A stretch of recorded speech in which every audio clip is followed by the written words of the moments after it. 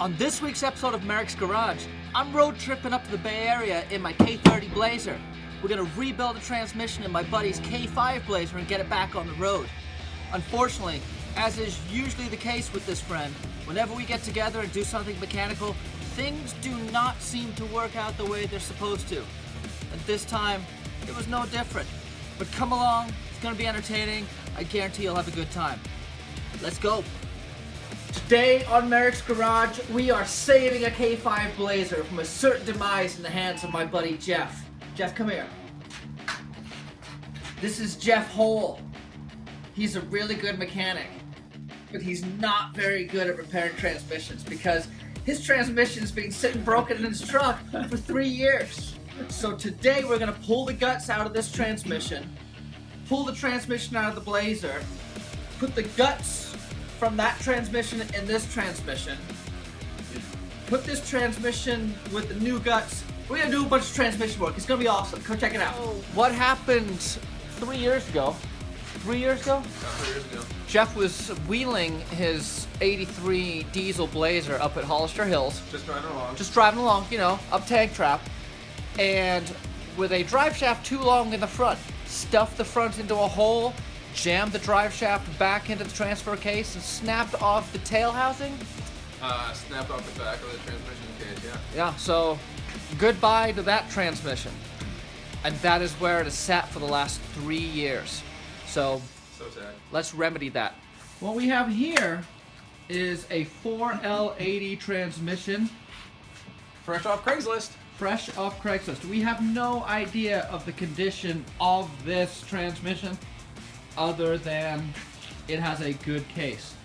The objective tonight is to empty this case out so we've got a good case to work with. Tomorrow we can pull the trans and Atlas out of the vehicle, swap the cases, and hopefully get them back in. We're cautiously optimistic because that actually went a little bit smoother than we had anticipated. Speak for yourself. Taking stuff apart's easy. Yeah, that's true. Taking stuff apart is easy. We've now got to put it back together the correct way, not pinch any seals, not put any circlips in upside down, not contaminate anything. But taking it apart was easy. So the cool thing about the 4L80 is it's really similar to a TH400, but a TH400 is a 3-speed, a 4L80 you get that 4th gear, so you get overdrive, and it's electronic. So it's kind of the newer TH400, it's just as strong, it's actually a little bit stronger than the TH400, and all the parts are pretty much similar, you just have an extra gear. So right here we've got the output shaft, and this is kind of the least desirable of the output shafts. You can see that the splines are really not that long. The really good output shaft that everyone wants, it's a 2-wheel drive output shaft and it's fully splined from top to bottom, and that way you can just cut it off wherever need be because different transfer cases need a different amount of stick out length on that output shaft. So that's the reason that this one's being taken apart, is to get rid of this. Now unfortunately this is the first thing that goes into a new build. It's the last thing that comes out when you're taking it apart. So all this stuff has to come out to get to that output shaft. This is a good case. This is a match for what we have in the Blazer right now. The problem with the Blazer right now is it's broken. We could not just swap this transmission in because of several factors. We don't know the condition of it, and it had the wrong output shaft. So pull all the guts out of this transmission, pull the transmission out of the Blazer, pull all the guts out of the transmission in the Blazer, put all the guts from the transmission in the Blazer into this new case, put them back together and put it back in. So we're like almost done. Yeah, it's like 3 steps. Yeah, it's easy. We should have been mechanics. Yeah. They say you need special tools, but there's 2 special tools right here. Get it? I'm talking about us. Yeah.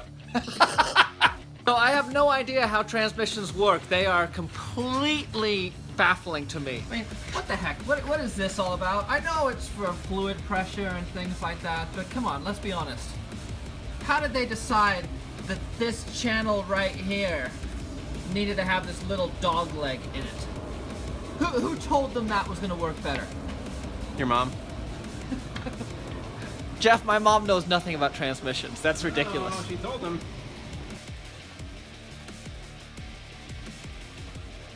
Here you got your output shaft and your rear planetary gear set.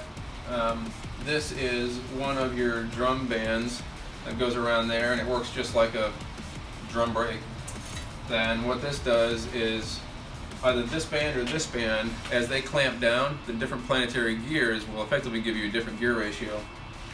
You have clutch packs right here. You got clutch packs in there, which we're not going to take apart. You have another planetary gear set in here. You got another planetary gear set which goes in there. You got your oil pump right here. You got your valve body over there. And you got your case. And there's a 4L80. What size diesel? 6.2, 6.4, 6.5. And behind me we have my buddy's 83 K5. 6.5 diesel that he swapped in to replace the 6.2.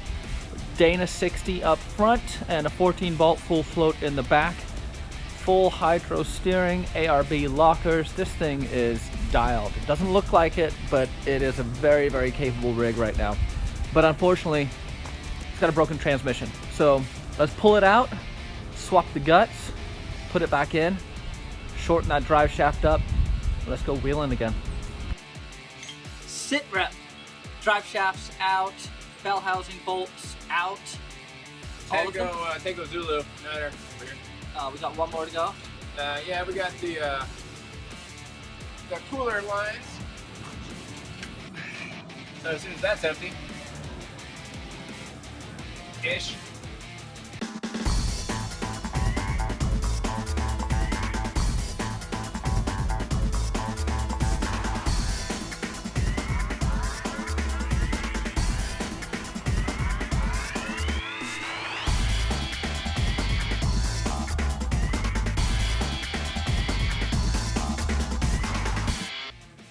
Transmission is out and the case is not cracked, but it did strip the case where the adapter mounts to the case.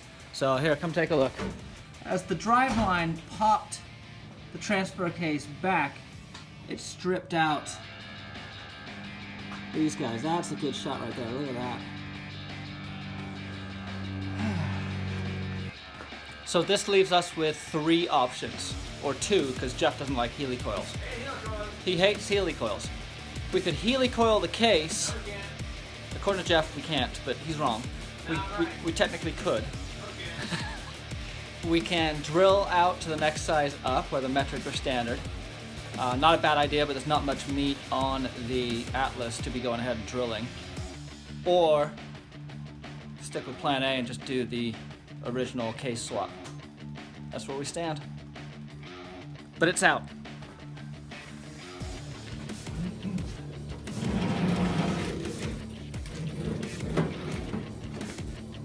It is now day 3 and we are getting ready to put the Atlas F4L80 back into the K5 Blazer. We have some good news in the fact that we were able to drill and tap and upsize the bolts on the back of the transmission, so we did not have to swap the whole guts out. So that was a big plus. Everything's back together, it's all sealed, clocked properly, it just needs to be reinstalled. So hopefully that won't take us too long and we'll get this thing back on the road.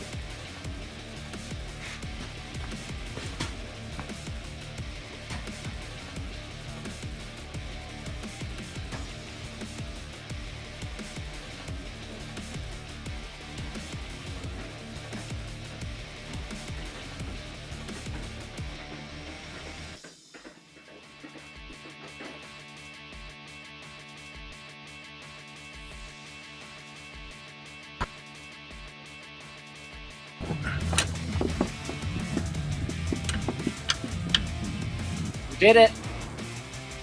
Well, we've got to still test drive it, but it's all back together, back in, just throwing the fluid in it. We're gonna crank it over and take it for a quick spin.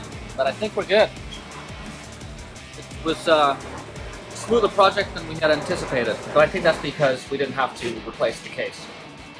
Speak for yourself, I knew it'd be easy. Let's see. That's why you waited 3 years to do it? Yeah. Because you knew how easy it was gonna be? Yeah. Yeah. That sounds like logic. So Jeff, being the tree-hugging hippie that he is, decided to run biodiesel that he made himself. Even better, vegetable oil.